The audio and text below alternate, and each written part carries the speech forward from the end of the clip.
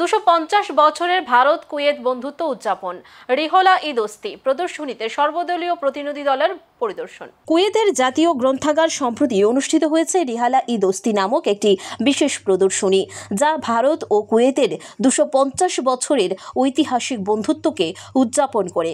এই প্রদর্শনীতে ভারতীয় সর্বদলীয় সংসদীয় প্রতিনিধি দল অংশগ্রহণ করে, যার নেতৃত্ব ছিলেন বিজেপি সাংসদ বৈজয়ন্ত পান্ডা। প্রতিনিধিদের অন্যান্য সদস্যদের মধ্যে ছিলেন আসাউদ্দিন ওয়াইসি, নিশিকান্ত দুবে, গুলাম নবী আজাদ, রেখা ফার্মা, ফানাং কোনিয়াক, সত্যনাম সিং সান্ধু এবং প্রাক্তন কূটনৈতিক হর্ষবর্ধন শ্রিংলা। প্রদর্শনীটি কুয়েতের national council for culture, arts and literature এবং কুয়েত ভারতীয় দূতাবাসের যৌথ উদ্যোগে আয়োজিত হয়। এতে 1775 সাল থেকে ভারত ও কুয়েতের মধ্যে সাংস্কৃতিক, বাণিজ্যিক এবং সামুদ্রিক সম্পর্কের বিভিন্ন দিক তুলে ধরা হয়েছে।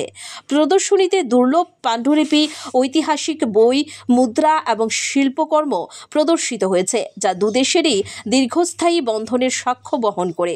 কুয়েত হেরিটেজ সোসাইটির সভাপতি ফাহাদ গাজী আল আব্দুল জালিল জানান, এই প্রদর্শনীর ধারণা প্রধানমন্ত্রী নরেন্দ্র মোদীর কুয়েত সফরের সময় উত্থাপিত হয়েছিল। আমাদের সম্পর্ক 1775 সাল থেকে শুরু হয়েছে, যা 2 শতাব্দীরও বেশি সময় ধরে চলমান।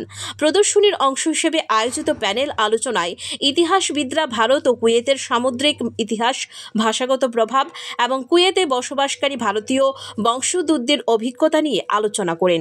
বিশেষ করে কেরালা এবং ক্যালিকটকের মতো ভারতীয় বন্দরে বসবাসকারী কুয়েতেদের বংশধররা তাদের পারিবারিক ইতিহাস শেয়ার করেছেন।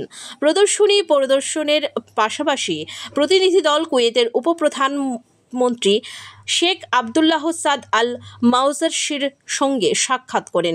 এছাড়াও তারা কুয়েতের ভারতীয় সম্প্রদায়ের সঙ্গে মত বিনিময় করেন এবং সন্ত্রাসবাদের বিরুদ্ধে ভারতের জিরো টলারেন্স নীতির বিষয়ে আলোচনা করেন। এই প্রদর্শনী এবং প্রতিনিধি দলের সফর ভারত ও কুয়েতের মধ্যে দীর্ঘস্থায়ী বন্ধুত্বের প্রতীক এবং ভবিষ্যতে আরও ঘনিষ্ঠ সহযোগিতার ভিত্তি হিসেবে বিবেচিত।